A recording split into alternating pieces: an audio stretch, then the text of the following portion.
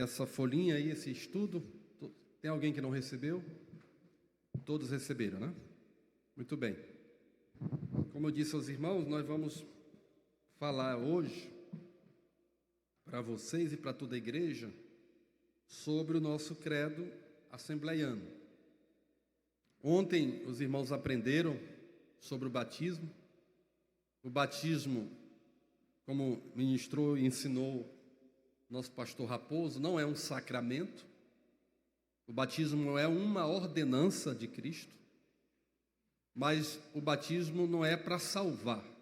O batismo é para quem é salvo. Por isso que uma das condições para a pessoa se batizar é crer, é aceitar a Jesus como Salvador. O batismo, como no entendimento de Agostinho, um dos pais da igreja, e no entendimento de outros ramos do cristianismo, como é o catolicismo, é para salvar, e não é. O batismo é para pessoas que se arrependeram, que aceitaram a Cristo como Salvador, que receberam o perdão dos seus pecados e sentem a necessidade de se batizar, porque também nós entendemos que o batismo é o sepultamento do corpo do pecado. Então, quando a pessoa se batiza, ele está mergulhando, está sendo imergido nas águas, ele está sendo, naquele ato, sepultando o corpo de pecado que já morreu.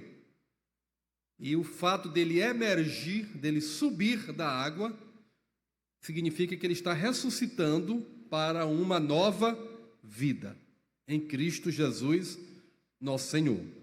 Então, esse é o sentido, o real significado do batismo, tá? Para quem já é crente. Quem ainda não é crente precisa, primeiramente, se converter, entregar a sua vida a Cristo Jesus, para depois se batizar. Amém, meus irmãos? Fazendo esse breve resumo aqui, porque nem todos os irmãos estiveram ontem lá no Templo Central. Outra coisa importante para os irmãos saberem, inclusive está aqui em um dos nossos itens doutrinários do nosso credo. No último credo, eu vou só ler esse último, depois a gente vai retomar. Nós cremos também que o casamento foi instituído por Deus e ratificado por nosso Senhor Jesus Cristo como união entre um homem e uma mulher, nascidos macho e fêmea, respectivamente em conformidade com o definido pelo sexo da criação geneticamente determinado, conforme está lá em Gênesis 2:18. Então, a partir dessa doutrina, desse item que compõe o credo assembleiano e aquilo que nós professamos, nós não batizamos pessoas que vivem conjugalmente, né, e não são casados. O fato da pessoa viver conjugalmente, um homem com uma mulher, e ele não ser casado, isso é um impedimento para a pessoa se batizar, né? Nós entendemos que o casamento é algo sagrado, algo divino, Deus que estabeleceu, que instituiu, e que um relacionamento entre um homem e uma mulher, conforme está escrito na Bíblia, na palavra de Deus, deve ser efetivado para que ambos desfrutem da intimidade, deve ser efetivado pelo matrimônio, pelo casamento. Seja o casamento civil, né? Civil, que é aquele que foi instituído pela sociedade através das leis do Código Civil brasileiro, no caso de nós brasileiros, e também o casamento com a bênção pastoral, que é o casamento que nós denominamos de religioso. Mas o casamento religioso, para nós, é muito importante, mas nós o realizamos quando a pessoa também tem a outra parte, que é o casamento civil. Toda celebração religiosa que os pastores realizam em nossos templos ou em qualquer outro lugar, nós o fazemos também revestido da autoridade civil, né? Em nome da lei, nós casamos. Então, é um casamento religioso com efeito civil. Estou dizendo isso porque eu acho que não tem ninguém aqui nessa situação, mas é bom dizer, porque outros precisam saber, né, e conhecer. Então, meus irmãos, eu quero vos convidar para, após esse breve resumo, essa breve introdução, exatamente, abrir a sua Bíblia na segunda carta de Paulo a Timóteo, capítulo 3. Com esse texto, nós vamos começar a falar sobre os itens doutrinários que compõem o nosso credo.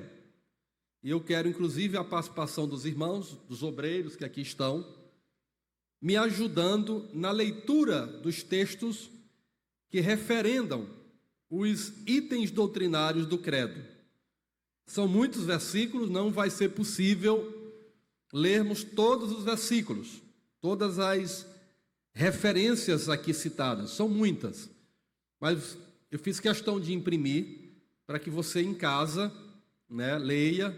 Os irmãos que não receberam, se quiser, também esse estudo está em qualquer site das igrejas, mas eu posso compartilhar no grupo do WhatsApp, tanto da congregação como da área, para que você também tenha acesso.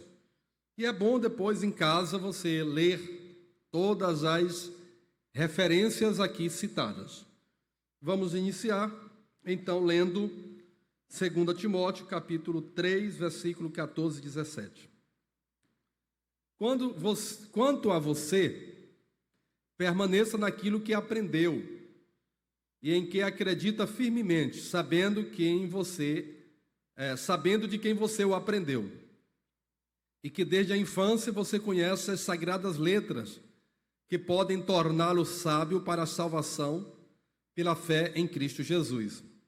Toda a Escritura é inspirada por Deus e útil para o ensino, para a repreensão, para a correção, para a educação na justiça, a fim de que o servo de Deus seja perfeito e perfeitamente habilitado para toda boa obra. Amém, meus irmãos? Então, a gente observa aqui, no versículo 16, que a palavra Escritura é um sinônimo para Bíblia. A palavra Escritura é sinônimo de Bíblia, né, de palavra de Deus. Então, toda a Escritura, né, os 66 livros da Escritura Sagrada, a Bíblia Sagrada, diz o texto, toda a Escritura, e a Escritura aqui aparece com E maiúsculo, exatamente para dizer que é uma referência à palavra de Deus, a Bíblia Sagrada. Então, toda ela, diz o texto sagrado, escrito pelo apóstolo Paulo ao pastor Timóteo, toda a Escritura é inspirada por Deus. Então, a inspiração da palavra, da Bíblia, foi dada por Deus. Esse texto embasa o primeiro item doutrinário do nosso credo. Nós cremos na inspiração divina, verbal e plenária da Bíblia Sagrada. Os irmãos sabem que a Bíblia foi escrita em um período aproximadamente de 16 séculos. 16 séculos corresponde a 1.600 anos. Esse foi o período aproximado, diz os estudiosos, teólogos, que a Bíblia foi escrita por 40 autores, aproximadamente também, 40 autores, em diferentes épocas. A Bíblia, toda ela tem a nossa Bíblia, a Bíblia que nós adotamos, que os cristãos evangélicos adotam, porque a Bíblia que os católicos adotam tem, se eu salvo engano, 7 livros a mais do que a Bíblia que nós adotamos. A nossa Bíblia, ela tem 66 livros, 39 livros no Velho Testamento e 27 livros no Novo Testamento, fazendo o total de 66 livros, distribuídos em 1.189 capítulos e 31.173 versículos. A Bíblia católica tem 7 livros a mais. Esses livros, segundo os teólogos, os escritores, os interpretadores da Bíblia, os exegetas, eles não foram inspirados por Deus.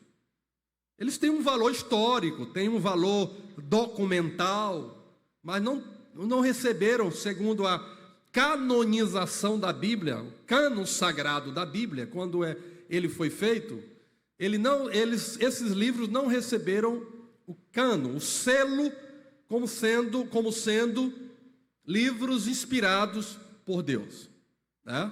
Então, são chamados de livros apócrifos. Quer dizer o quê? Livros que não foram inspirados por Deus. Eu poderia citar aqui o nome de alguns, como, por exemplo, Macabeu, Eclesiástico. A nossa Bíblia tem Eclesiastes. A deles também tem, e tem ainda Eclesiástico, né? Baruque, Tobias, são esses livros, né? Tem um valor? Tem um valor histórico, mas segundo a nossa exegese, compreensão e cânon sagrado, esses livros não foram inspirados por Deus. Então, meus irmãos, todo crente,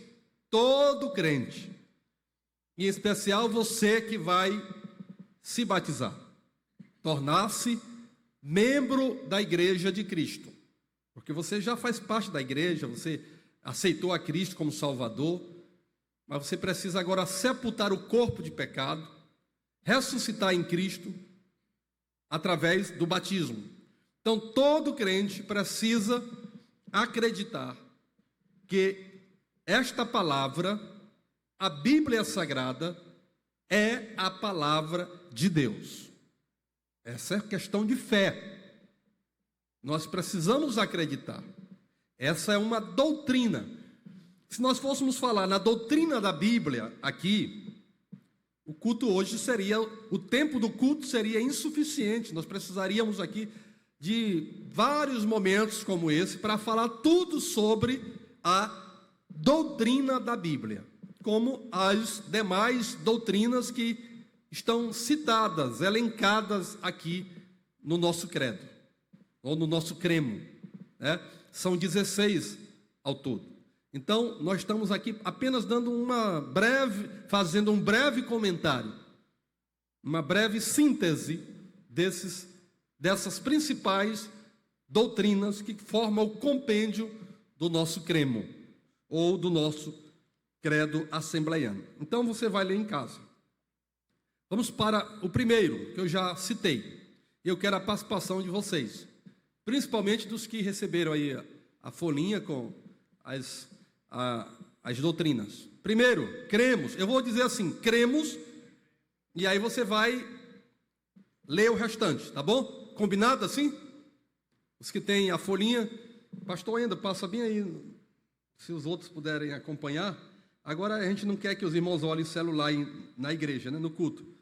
Mas, nesse caso aqui é permitido, viu? Só para vocês acompanharem aí o credo. Vou passar aí no grupo. Está aqui no meu celular, você não está no seu, né? Getsemane. Os irmãos que estiverem no grupo da Getsemane, quem não estiver no grupo, fale com o pastor Wendel depois para ele inserir você no grupo, tá bom? Os irmãos que chegaram aqui agora, falei aqui com o pastor no final para dar o telefone, colocar vocês no grupo, porque o grupo é para isso também, né? Vou colocar também no grupo da área 5.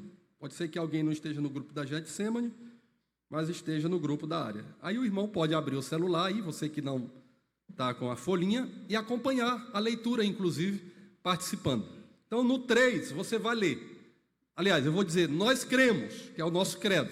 Quando eu disser nós cremos, aí o irmão começa a leitura aí, do primeiro item, tá bom? Combinado assim? Amém? Rapaz, vocês não estão me respondendo, não. Combinado, amém? Amém, glória a Deus. Cremos.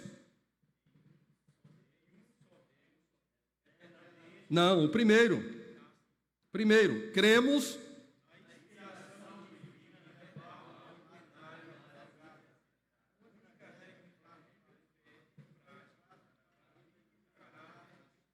Eu não ouvi os candidatos ao batismo.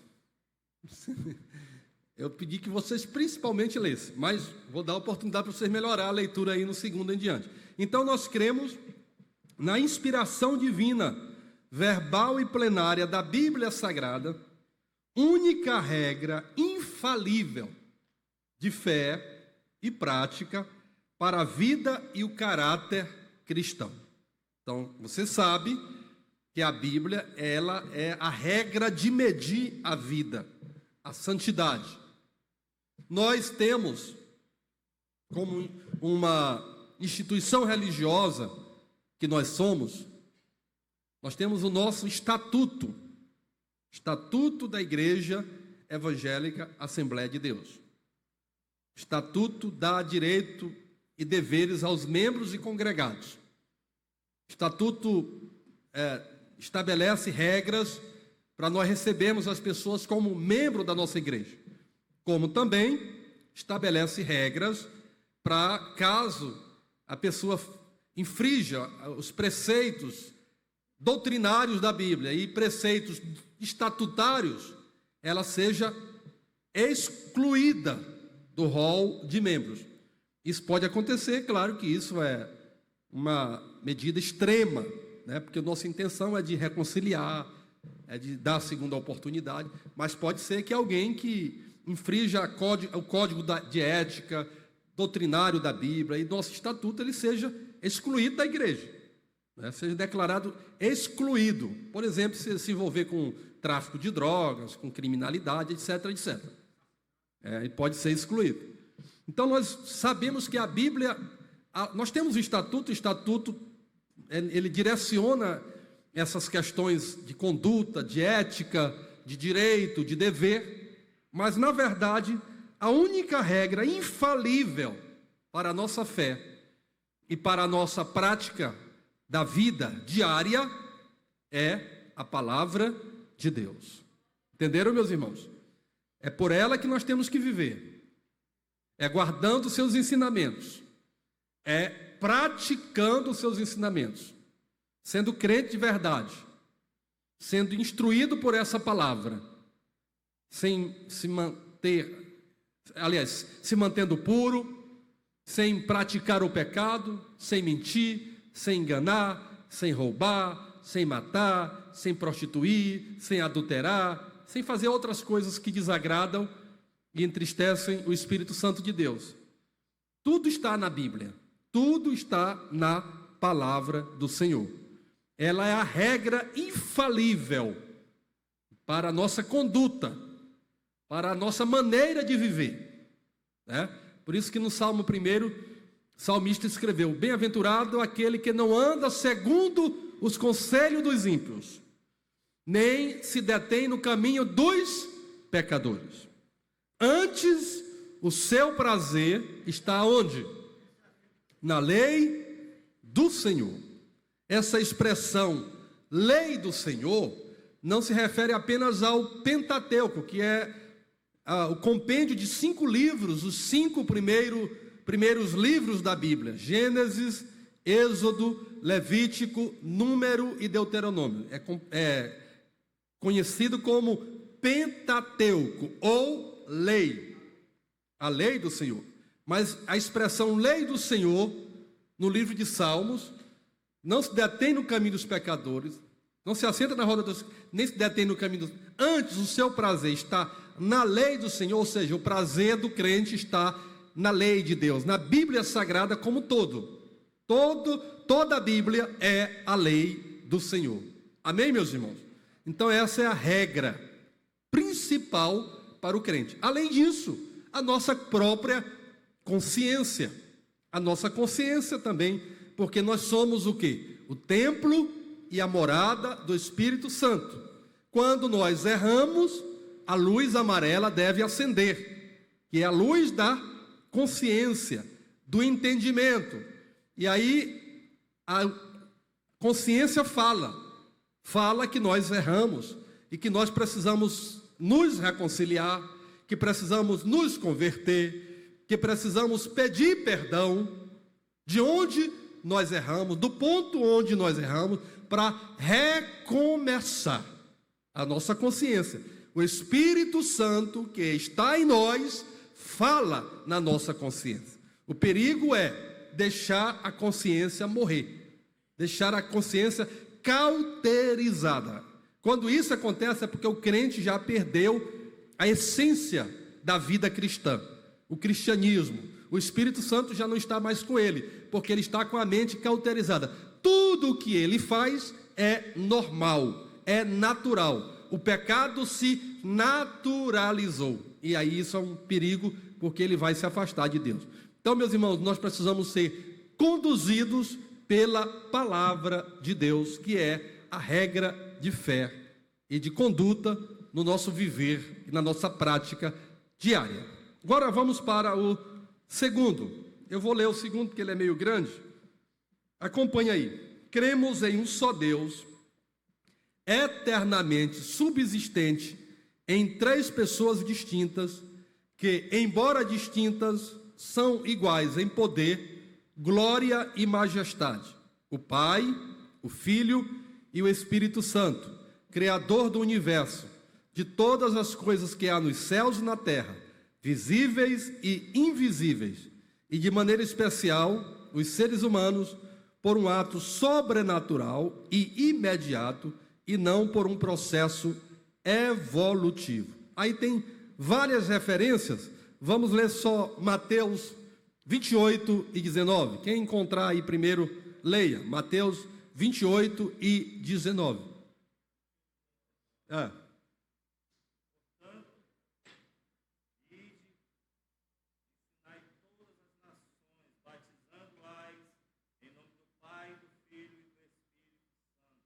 Amém.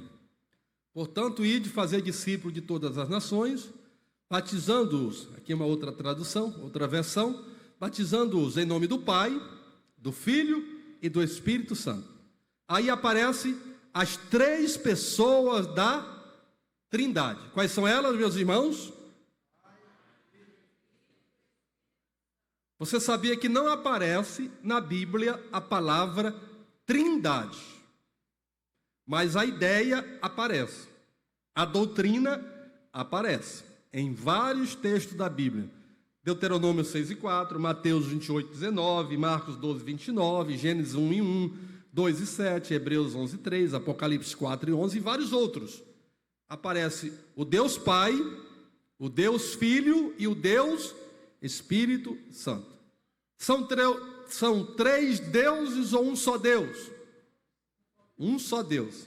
Só que esse um só Deus, ele subsiste em três pessoas. É o Deus Pai, é o Deus Filho e o Deus Espírito Santo. Ele é subsistente em três pessoas. Mas as mesmas características ou atributos, é melhor dizer, usar a expressão atributos. Os mesmos atributos do Deus Pai encontram-se no Deus Filho e encontram-se no Deus Espírito Santo. Pai, ele é onisciente, Jesus, ele é onisciente, o Espírito Santo, ele é onisciente. Pai, ele é onipotente, da mesma forma Jesus e o Espírito Santo. O Pai, ele está presente em todos os lugares, ou seja, ele é onipresente, da mesma forma Jesus Cristo, seu Filho, e o Espírito Santo de Deus.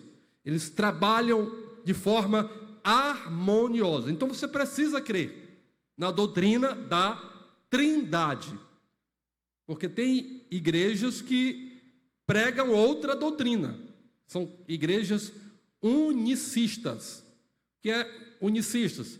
É que para eles só existe um Deus, mas que não subsiste em três pessoas. Uns acreditam que o Espírito Santo é apenas uma ação, né? Uma ação, que Jesus não é divino, somente o Deus Pai. Foge ao que está na Bíblia, em vários textos da Bíblia. Vários textos. Vários textos nos mostram que o Deus Pai, o Deus Filho, o Deus único verdadeiro que nós servimos, ele subsiste em três pessoas. Então essa é a segunda doutrina do nosso credo. Nós cremos em um só Deus, mas eternamente subsistente em três pessoas distintas. Vamos para o terceiro. Eu vou pedir que vocês leiam agora. No terceiro, cremos.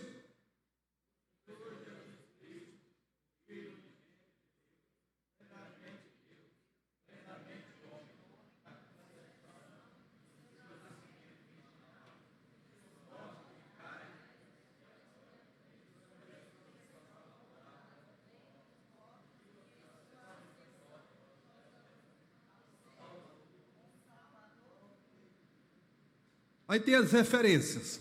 Não vai dar para a gente ler todas, porque a gente precisaria de mais tempo, né? João 3, 16, 18, Romanos 1, 3 e 4, Isaías 7, 14, Mateus 1, 23, Hebreus 10 e 12, Romanos 8, 34, Atos 1 e 9. Então, você precisa acreditar, crer que Jesus Cristo é o Filho unigênito de Deus, e que ele possui duas naturezas.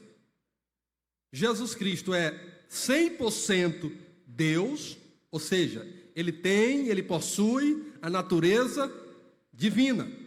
E ele é 100% homem. Quando ele esteve aqui, claro, 100% homem. Ele foi 100% homem, né? E que ele nasceu, a sua concepção e o seu nascimento foi virginal. Maria, a jovem agraciada, desposada com José, estava noiva com José, mas não tinha ainda coabitado com José, não tinha ainda tido relação sexual com José. O que foi gerado no ventre de Maria foi gerado pelo Espírito Santo de Deus. O Espírito Santo gerou dentro do ventre dela. Não houve um contato humano, não houve uma relação íntima, não, foi gerado pelo Espírito. E Jesus nasceu e ela continuava sendo virgem, só depois que ela teve relação com seu esposo José, né? Então você precisa também acreditar que Jesus Cristo morreu e aqui a morte dele foi vicária e expiatória. Acreditar que ele ressuscitou corporalmente, não mais no corpo físico, lógico, né? Mas que ele ressuscitou no corpo glorificado. Então, tudo a respeito de Cristo Jesus, Filho de Deus, nascimento e concepção e nascimento virginal, sua morte vicária e expiatória, sua ressurreição, Jesus como sendo a segunda pessoa da Trindade. Vamos agora, aí seria uma doutrina, a doutrina de Cristo, né? Aí a gente precisaria de muito tempo para estudar a doutrina de Cristo. Cada item desse aqui, meus irmãos, corresponde a uma doutrina da Bíblia Sagrada, né? Como já informei aos irmãos. 4. Cremos no Espírito Santo, a terceira pessoa da Santíssima Trindade, consubstancial com o Pai e o Filho, Senhor e vivificador, que convence o mundo do pecado, da justiça e do juízo, que regenera o pecador, que falou por meio dos profetas e continua guiando o povo de Deus. Aí está em 2 Coríntios 13, 13, 2 Coríntios 3, 16, 17, Romanos 8 e 2, João 16 e 11, Tito 3 e 5, 2 Pedro 1 e 21 e João 16 e 13. Então nós cremos no Espírito Santo. Para nós ele é o quê? A terceira pessoa da Trindade. Para nós, o Espírito Santo é Deus. Ele tem os mesmos atributos do Pai e do Filho. Ou seja, o Espírito Santo, ele é onipotente, ele é onipresente, ele é onisciente, ele é reto, ele é juiz, ele é amor, ele é misericórdia, ele é compaixão e ele é consolador. O Espírito Santo, ele sente, ele é uma pessoa, ele conversa conosco, ele habita em nós.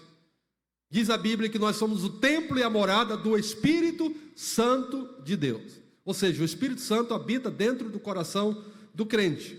O Espírito Santo, ele convence o mundo do pecado e da justiça. Nós pregamos, você deve pregar, mas quem vai convencer o pecador que ele precisa se arrepender, que ele precisa confessar, entregar sua vida a Cristo, aceitar a Jesus como Senhor e Salvador, é o Espírito Santo. O Espírito Santo é quem convence o homem, o mundo, do pecado, da justiça e do juízo. É ele que regenera, é ele que falou no passado e continua falando hoje por meio dos profetas, através da palavra de Cristo. Então o Espírito Santo, ele tem um papel muito importante, até porque nós estamos vivendo a dispensação da presença do Espírito Santo entre nós, desde que Jesus foi elevado aos céus após a sua ressurreição. Ele está presente entre nós através do Espírito Santo. Ele está entre nós por meio do Espírito Santo. Ele diz: eu vou ao céu, mas enviarei o Consolador. E aí ele acrescenta: e o Consolador estará convosco todos os dias, até a consumação dos séculos. Então o Consolador é o Espírito Santo. Ele é a terceira pessoa da Trindade. Ele é Deus, ele age, ele trabalha, ele alegra, ele consola, ele converte os corações para aceitar a Cristo, para entender a importância do batismo, para ser agente nesse mundo de transformação. Vamos agora para o quinto. Leia um quinto. Cremos.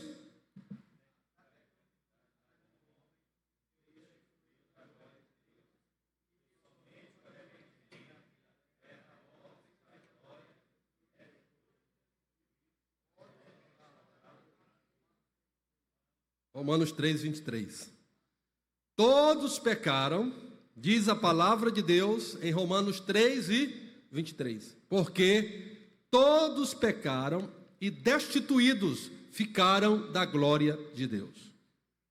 E aí Paulo acrescenta, Romanos 6, 23. O salário do pecado é a morte, mas o dom gratuito de Deus é a vida eterna em Cristo Jesus. Então nós cremos na pecaminosidade do homem, ou seja, que todo homem é pecador. Mesmo a criancinha, ele não peca ainda, né? A criança não peca, a criancinha pequena, porque ele está no estado da inocência, mas ele já traz consigo o pecado. Ele já é pecador porque ele traz o pecado. Claro que ele vai tornar-se pecador habitual depois que ele se conscientiza, que ele toma consciência das coisas. Por isso que as crianças também já grandinhas precisam aceitar Jesus. Porque todos, a Bíblia diz, todos os homens pecaram. Todos. E separados ficaram de Deus. Se ficaram separados de Deus, somente o arrependimento e a fé na obra expiatória e redentora de Cristo Jesus pode restaurar o homem a Deus. Nós fomos como se tivéssemos sido cortados. Fomos cortados. É por isso que lá no Evangelho de João, capítulo 15, João diz que Jesus falou: eu sou a videira verdadeira e o meu Pai é o lavrador. Todo aquele que em mim não der fruto, corta, tira, corta. Nós fomos cortados porque nós vivíamos em pecado. O pecado de Adão passou a toda a raça humana. Fomos cortados da oliveira. Quando Jesus veio, ele pegou o jambuzeiro, né? Jambuzeiro que não prestava para nada e enxertou na oliveira verdadeira. Nós agora nos tornamos participantes dessa árvore perfeita que dá fruto, porque nós estamos enxertados em Cristo, produzindo fruto para a glória do nome do Senhor. Só o sacrifício expiatório de Cristo pode nos restaurar a Deus, pode nos ligar a Deus, porque nós fomos cortados da comunhão com Ele através do pecado. O pecado separa o homem de Deus, separa, um bloqueio, um obstáculo. Mas quando nós confessamos os nossos pecados, aceitando a Cristo como nosso Salvador, nós voltamos a ter contato com Deus, comunhão com Deus, somos ligados a Ele novamente. Amém, meus irmãos? 6. Cremos na necessidade absoluta do novo nascimento pela graça de Deus, mediante a fé em Jesus Cristo, pelo poder atuante do Espírito Santo e da palavra de Deus, para tornar o homem aceito no reino de Deus. Então, de alguma forma, vocês já até falamos, né? A necessidade absoluta do novo nascimento, pela graça de Deus, mediante a fé em Cristo Jesus e pelo poder atuante do Espírito Santo. Quer dizer, após o estado de pecado, nós precisamos nascer de novo. E o exemplo que nós temos na Bíblia, né, no Evangelho de João, capítulo 3, que fala sobre o nascimento, ou o novo nascimento de Nicodemos. Jesus disse para aquele homem que aquele que não nascer de novo não pode ver o reino de Deus. Então nós precisamos crer na necessidade absoluta do novo nascimento. O 7, leia o 7, cremos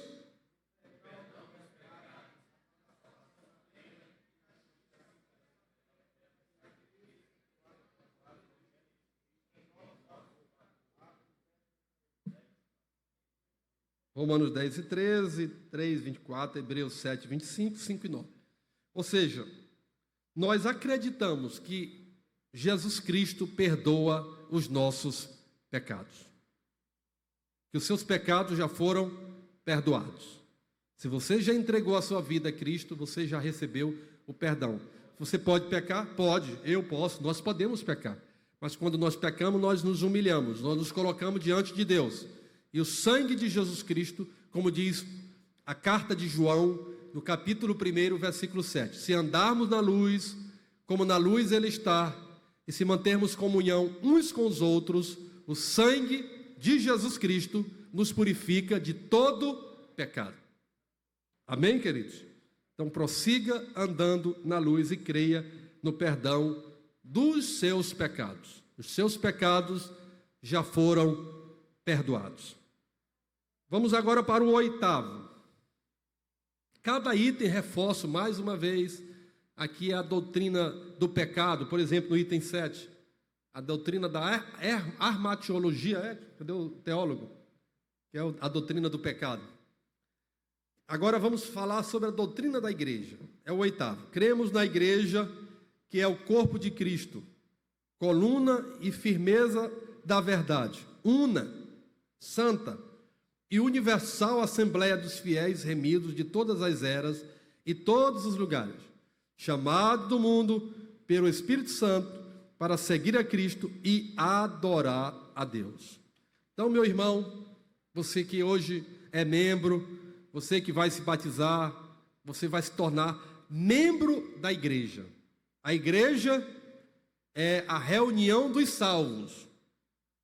A própria palavra igreja do grego é eclésia, tirados para fora, significa tirados para fora. Nós fomos tirados para fora do mundo, e estamos vivendo agora uma nova vida, perdoados em Cristo, feitos novas criaturas, filhos de Deus, reunidos em Cristo Jesus, vivendo em comunhão uns com os outros. Então nós fazemos parte da igreja, corpo de Cristo aqui na terra. A igreja que um dia será arrebatada, que subirá para o céu, que habitará com Cristo na eternidade. A igreja que prega e vive o amor de Deus, a paz, a esperança, o perdão, a reconciliação.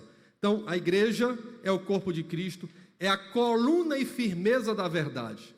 Ou seja, a igreja prega o evangelho, boas novas. João 17:17 está escrito: santifica-os na verdade, a tua palavra é a verdade. Ou seja, a igreja está firmada na verdade e ela também prega a verdade. E conhecereis a verdade e a verdade vos libertará. A igreja ela é santa, ela é universal, porque ela está presente não só em Bacabal, mas está presente em qualquer parte do mundo. Onde tiver 2 ou 3 reunidos em nome do Senhor, ali ele se faz presente. Pode ser em qualquer parte deste planeta Terra. E a igreja é guiada pelo Espírito Santo de Deus. Então você precisa acreditar que você faz parte da igreja que vai morar no céu. 9, leia o 9. Cremos.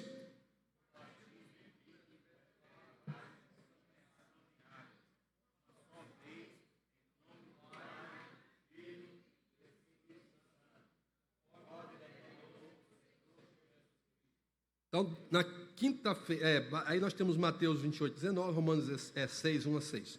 Na quinta-feira, os irmãos estarão descendo as águas. E o pastor, provavelmente serei eu, ou o pastor Wendel, ou outro, que vai lhe batizar, vai lhe perguntar, você crê? Vai perguntar alguma dessas doutrinas aqui. Você crê que a Bíblia é a inerrante, infalível palavra de Deus? Você crê que Deus é uno, subsistente em 3 pessoas? Você crê no nascimento, na concepção e nascimento virginal de Jesus? Você crê que todos os homens nasceram pecadores? Você crê que o batismo, agora que você terá a oportunidade de descer as águas por imersão, uma vez, em nome do Pai, do Filho e do Espírito Santo, significa o sepultamento do corpo pecado? E aí outras perguntas que podem ser feitas, e você vai dizer o quê? Vai dizer o quê? Creio. Ou então, sim. Você crê sim, ou creio. Então, conforme a sua confissão de fé pública, eu te batizo em nome de quem? Do Pai, do Filho e do Espírito Santo. E aí, ele mergulha na água. Então, o batismo é efetuado por imersão. Imergir é mergulhar. Certo? 10. Cremos na necessidade e na possibilidade de termos vida santa e irrepreensível, por obra do Espírito Santo, que nos capacita a viver como fiéis testemunhas de Jesus Cristo. Hebreus 9:14, 1 de Pedro 1:15. Ou seja, nós cremos na necessidade e na possibilidade de vivermos uma vida santa.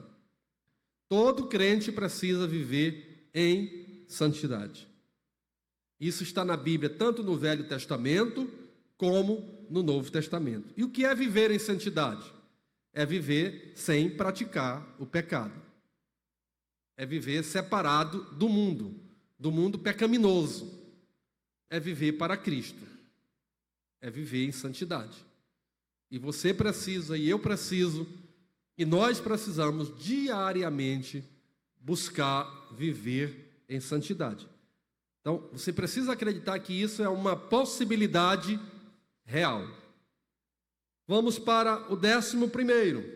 Cremos no batismo no Espírito Santo, conforme as Escrituras, que nos é dado por Jesus Cristo, demonstrado pela evidência física do falar em outras línguas conforme a sua vontade. Atos 1:5, 2:4, 10, 44 a 46, capítulo 19, versículo 1 a 7. Os irmãos que estão aqui, quantos são batizados com o Espírito Santo? Levante a mão assim, por favor. Os que são batizados, levante a mão. Ok. Muita gente ainda não é batizada. Só precisa você buscar e acreditar que o desejo de Cristo é que todos sejam revestidos do poder. O batismo com o Espírito Santo é o recebimento do revestimento de poder. Eu já vi irmãos sendo batizados com fogo, porque o Espírito Santo representa o fogo, né? Fogo espiritual. Já vi irmão sendo batizado na hora do batismo nas águas. Alegria, privilégio, né? Duplo batismo. Batismo nas águas e o batismo com o Espírito Santo. Então isso pode acontecer com meu irmão, com minha irmã, você desejar e você crer. Então, creia que o batismo com o Espírito Santo é para você também. 12. Cremos na atualidade dos dons espirituais distribuídos pelo Espírito Santo à igreja para edificação, conforme sua soberana vontade para o que for útil. 1 Coríntios 12, 1 a 2. Aqui nós temos a relação de 9 dons espirituais. Palavra da revelação, palavra da sabedoria, palavra do conhecimento, né? Os dons de revelação, dom de poder, dom de curar, variedade de línguas, interpretação de línguas, profecia, são 9 ao todo. E esses dons, eles são para a igreja de hoje, não foram apenas para a igreja do passado. Você precisa acreditar que os dons espirituais, que não estão aqui todos listados em 1 Coríntios 12, são muitos os dons espirituais, eles são para cada um de nós. E nós precisamos buscar e acreditar na atualidade dos dons espirituais. 13º, cremos na segunda vinda de Cristo em 2 fases distintas. A primeira invisível ao mundo, para arrebatar a sua igreja antes da grande tribulação. A segunda visível e corporal, com a sua igreja glorificada para reinar sobre o mundo durante 1000 anos. Aí tem as referências. Então nós estamos vivendo a expectativa da segunda vinda, que acontecerá em 2 momentos distintos. A primeira de forma invisível, para nos arrebatar. E a segunda, com a igreja, após o período da grande tribulação, para julgar o mundo, o anticristo, a besta, o falso profeta, e estabelecer o seu reino milenial aqui na terra. 14º, cremos no comparecimento ante o tribunal de Cristo de todos os cristãos arrebatados, para receber a recompensa pelos seus feitos em favor da causa de Cristo na terra. Eu falei isso aqui no culto domingo, né? Ante o tribunal de Cristo, o juízo, o grande trono branco, será lá no final, depois do milênio. O tribunal de Cristo será no período em que a igreja for arrebatada e entrar no céu. E aí você vai receber a recompensa por aquilo que você fez em prol do reino de Deus aqui na terra. Então você precisa acreditar nisso. Essa é a 14ª doutrina, o 14º item doutrinário do nosso credo. E 15º e penúltimo, cremos no juízo final, onde comparecerão todos os ímpios, desde a criação até o fim do milênio. Os que morreram durante o período milenial, os que no final desta época estiverem vivos, e na eternidade tristeza e tormento para os fiéis, e vida eterna de gozo e felicidade para os fiéis de todos os tempos. Mateus 25, 46, Isaías 65, 20, Apocalipse 20, 11. Aqui fala do grande juízo final. Esse juízo final não é para a igreja. Será para os ímpios, os injustos e para aqueles que serão mártires, perseguidos e mortos, porque mesmo no período da tribulação, no final do milênio, professarão o nome de Cristo. Esses serão salvos, né? E não vai ser pouca gente. E por último, vamos ler todos juntos o último item do nosso credo, para ficar bem bonito. Cremos bem que o casamento foi instituído por Deus e ratificado pelo nosso Senhor Jesus Cristo, como união entre um homem e uma mulher, nascidos macho e fêmea, respectivamente, em conformidade com o definido pelo texto, sexo da criação geneticamente determinado. Gênesis 2, 18, João 2, 1 e 2, Gênesis 2, 24 e 1 e 27. Então, meus irmãos, guarde esses ensinamentos, memorize essas doutrinas, isso é o seu credo. E quando eu era católico, na minha fase infantil, eu aceitei Jesus com 14 anos de idade. Mas quando eu tinha tipo 7, 10, 12 anos, morei na casa de uma tia minha que era católica, e eu era católico. Fiz a primeira comunhão, E eu aprendi o credo da Igreja Católica. Creio em Deus Pai Todo-Poderoso, Criador dos céus. É uma reza, mas é o credo. Creio em Deus Pai Todo-Poderoso, que tem muita coisa que tem no nosso credo. Nós cremos em Deus Pai Todo-Poderoso. Então aprenda isso aqui, memorize isso aqui. Se você quiser, você memoriza. Memorize, guarde essas palavras no coração, porque aqui estão as principais doutrinas da Bíblia. As principais doutrinas da teologia sistemática. Então guarde essa palavra no coração. Tá bom, meus irmãos? Amém?